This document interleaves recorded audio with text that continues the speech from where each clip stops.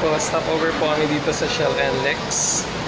Ay, ang daming tao. After 1 hour na biyahe, didiretso na po kami na papuntang Baler. Mahaba ng pila pati sa CR. At parang hindi kami nasa NLEX kasi gumagapang yung sasakyan. Imagine 40 km per hour. Second stopover na po namin.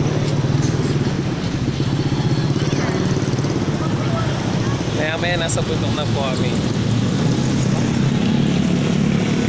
Good morning po, nandito na po tayo sa Nueva Ecija. Stopover po namin. Magkakape po muna kami. Maya nasa Baler na kami. Pag-ay ka sa kanila. After 8 hours of long travel, sa wakas nandito na po kami. Thank you Lord.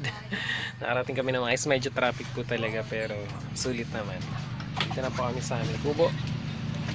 Ayan, pasok po tayo. Ito po si Ayen. Ayen kayo sa camera. Napaka-refreshing po dito. Papahinga po muna kami para mamaya papasyal naman po.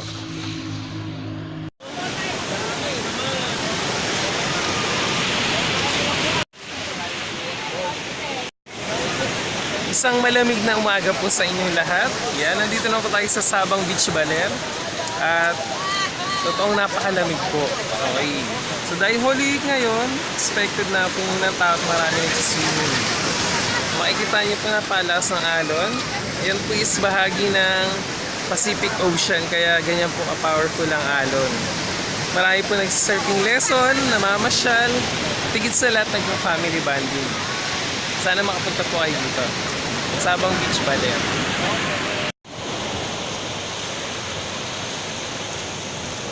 Ayan, sobrang dami po nagsisurfing at naliligo. Ito po yung lifeguard. Ayan. Ito po yung mga restaurant dito sa Baler. Ito po yung batang magaling lumangoy. Paano lumangoy? Ayan, ito po yung balete tree. Tingnan nyo po, napakalaki. Maraming tao po yung pwede makapasok. Ayan. Sa bawat side pwede magpa-picture, magpa-selfie. Tingnan po natin kung gaano siya kalaki. Diba?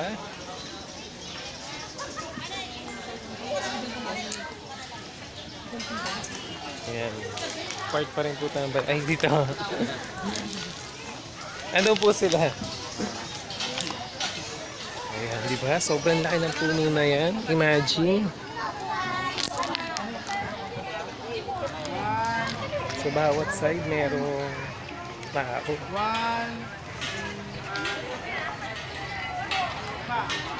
So that is Balete Tree of Baler. Malamig na tubig, malinis, sariwang hangin, nakaka-relax na tanawin.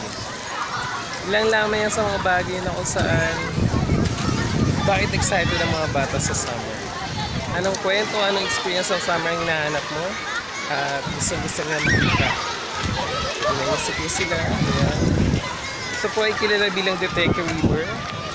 Ayan, kung saan ang mga tao ay masarap na nagsiswimming. Ito talagang hinahanap nila kapag summer. Refreshing water. That makes you enjoy. Naalala ko talagang Detective River sa Bulacan. How to surf.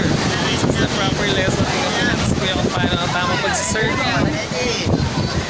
Fighting between the waves and within yourself. See, napakadali na mag-surfing kaya kung ako sa'yo, mag-surfing ka. First.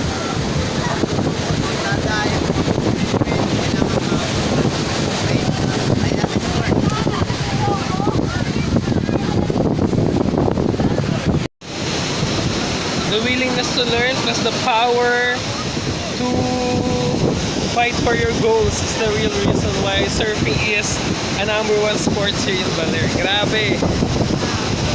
Feeling ko may bagyo dito dahil sa lakas ng alon at sa dami na nagsisurfing pero hindi pa rin sila natitinag. Tingnan natin kung bakit hindi man ang surfing dito sa Baler. Ayan, di ba? Sobrang lakas po ng alon pero enjoy na enjoy pa rin po sila. Tayo dito para makita nyo natin. Ayan. Tingnan nyo po, abot na nung tubig yung seashore. Super high tide and super lakas ng alon pero enjoy na enjoy pa rin yung mga tao. madaming nagsisurfing. Kasi iba yung feeling kapag nakatayo ka at na-achieve mo yung finish line ng surfboard. Promise, sobrang sarap. Kaya kung ako sa'yo, surf na ako.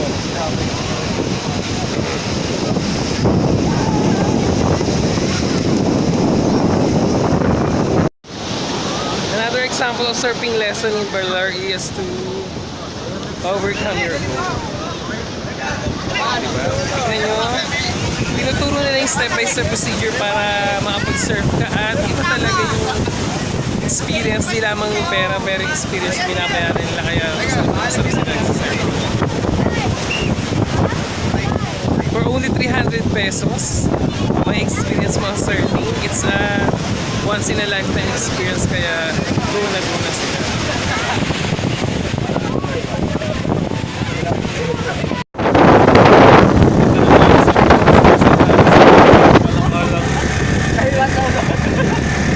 Chris! Ayan. First time po sumakay dito. Ay, video!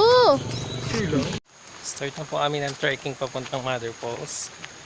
Ayan. Ang dami pong pupunta ng waterfalls. Adventure is real.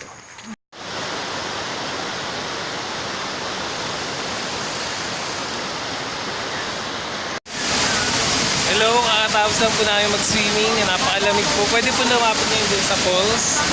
Sobrang lakas po ng alon at napakalamig ng tubig. Ayan. Grabe po yung experience ng pero ang saya. Pababa na po ulit kami.